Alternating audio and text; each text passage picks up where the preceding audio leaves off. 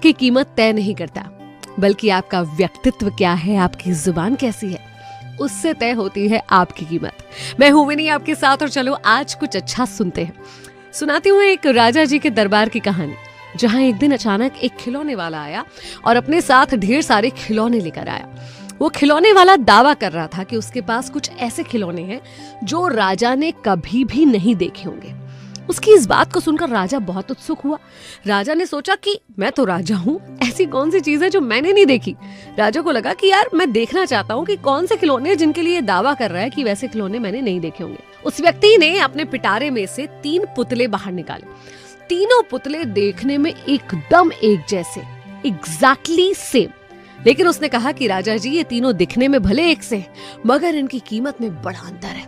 पहले वाले की कीमत है 1000 मोहरे, दूसरे वाले की कीमत है 100 मोहरे, और तीसरे की कीमत मात्र 1 मोहर। अब राजा हैरत में पड़ गया कि बिल्कुल एक से दिख रहे हैं ये पुतले, तीनों की कीमत में इतना अंतर कैसे।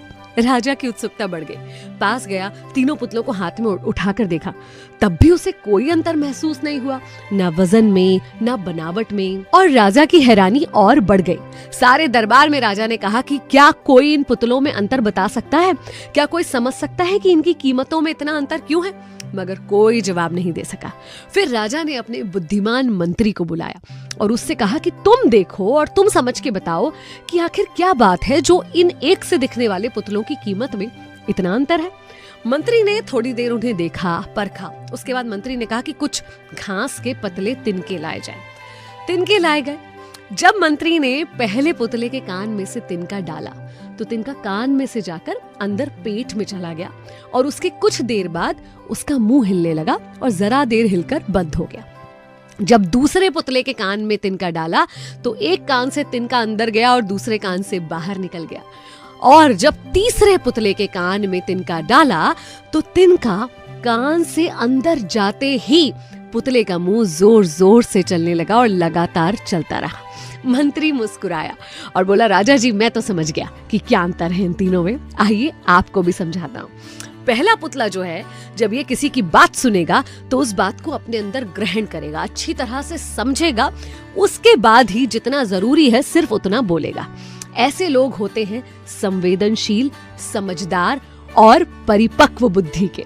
दूसरा जो पुतला है, उसके कान में से तिनका गया, दूसरे कान से बाहर निकल गया। ये वो लोग होते हैं जिनको किसी की किसी बात से कोई मतलब ही नहीं होता। एक कान से बात को सुनते हैं, दूसरे कान से बाहर निकाल देते हैं, अपनी मस्ती में मस्त रहते हैं, चाहे किसी ने कितनी ही खास बात इनसे क्यों ना कही हो, इनके जीवन में उसका कोई महत्व नहीं होता।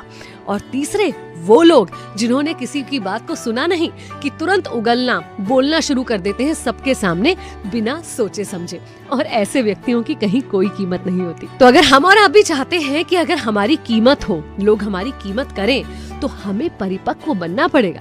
कहीं से भी कुछ भी सुनने के बाद उसे यूं ही किसी तीसरे के सामने बोलने से पहले उस बात को समझना होगा, और जिसके सामने जितना जरूरी है केवल उतना ही बोले। समय के साथ जब हमारी बुद्धि परिपक्व होती तब धीरे धीरे ये गुण भी हम में आ जाता है, लेकिन जिसमें ये गुण जितना जल्दी आ जाता है वो जीवन में उतना सफल हो पाता है। तो आइए खुद को और परिपक्व बनाने की कोशिश करते हैं। मैं विनी आपके साथ, चलो आज कुछ अच्छा सुनते हैं।